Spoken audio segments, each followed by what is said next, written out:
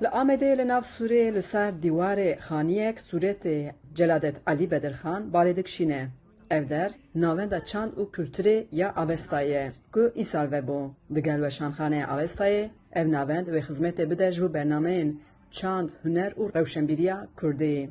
Abdullah Keskin gerînendeyê weşanxaneyê û li navendê him mazûvaniyê mêvanan dike hem jî amadekariya şahiya rûmetê ya nivîskarekî Kurd dike. Ew nivîskar mamîsanijek ku 5 salê emrê xwe terxan kiriye ji bo lêkolîn, gramer û rastnivîsandina zanavaya Zazakî her wisa dîroka Kurdistanê.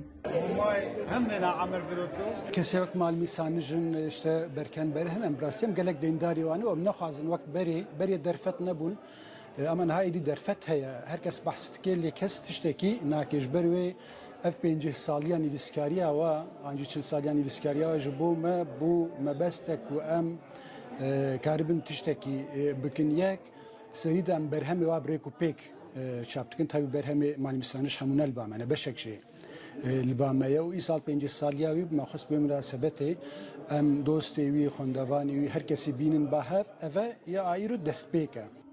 Wekî ku tê zanin, UNESCO Zazakî di nav zimanên dibin xetereya tunebûnê de destnîşan kiribû. Lêkoler dibêjin ku kêmbûna çavkaniyê nivîskî, polîtikayên asîmîlasyonê, nebûna perwerdehiya bi zimanê dayîkê û koçberiya ber bi bajaran sedemên sereke ê vê xetereyê ne. Nivîskar û lêkolerê Kurd mamîsanij taybet di warê berhemên nivîskî û gramera Zazakî de yek ji navên sereke ku bi zaravaya Zazakî bi dehan pirtûka nivîsandiye xizmetên mezin kiriye. Di şahiya 5 saliya nivîskariya xwe de wî anî ziman dema dest bi nivîsandina berhemên Zazakî kiriye li ber destê wî tu pirtûkek nivîskî ê Zazakî jî tunebûye. Lê di nava 5 salan da taybet di warê Zazakî de kulliyatek ava bûye. Hûn dizanin hevalê ku nifşê me em bêjin emrê me nêzî heve ya beku ji min mezintirin biçûktirin ew baş dizanin. Wê demê demekî tamamen cuda bû bi taybetî ji bo Kurdî nivîsandina Kurdî. Çi bigire tune bû yani. Pir kêm bû.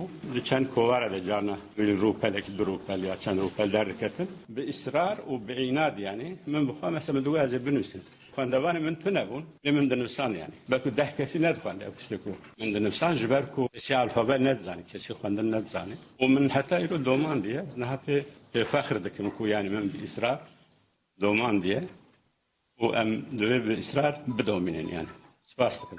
Îro li zanîngehan xebatên wî di beşên Zazakî de weka çavkanî tên xwendin. Di şahiya 5 saliya nivîskariya mamîsanij de gelek heval û hogur û xwendekar jî behsa nirx û xizmet û keda mamîsanij kirin. Mamosta malmîsanij wek kesek ku nivîsa Zazakiya modern dayê dest bikirin tên nasîn. Salan hefteyan da dest bikiriye li ser Zazakî xêbîtiyayê kovar tirêj û kovara din da dest bikirî û bê mabênên bêjin heta îro jî ew xebata xwe dewam kiriye li ser Zazakî. Mamosteyekî ku di roja me de dijî Celadet Ali Bedirxan ji bo zaravayê kurmancî çi be mamoste malmîsanîj ji bo zaravayê Zazakî jî ew be cihê pezindanî ye, cihê çepik ye, cihê ku em qedrê wî bigirin. Ji bo 5 saliya nivîskariya mamîsanij di payîzê de wê bernameyên cuda jî li dar bikevin. Xecilan Faqîn, Dengê Amerîka, Amed.